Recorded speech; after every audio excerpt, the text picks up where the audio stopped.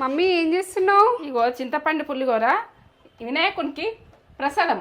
ఎందుకంటే ఇప్పుడు వినాయకుడు కూర్చున్నాడు కదా, మనం ఎన్ని రకాల ప్రసాదాలు చేయను పులిహోరలా అన్ని రకాలు చేస్తాం. ఇప్పుడైతే నేను చేస్తున్నా, కలిపేసిన ఇట్లా కలిపేసిన ఈ రకంగా. ఇదొక రకం, మొన్న ఒక రకం చేసిన, ఇదొక రకం. ఈ టేస్ట్ ఓ లెవెల్ ఉంటుంది.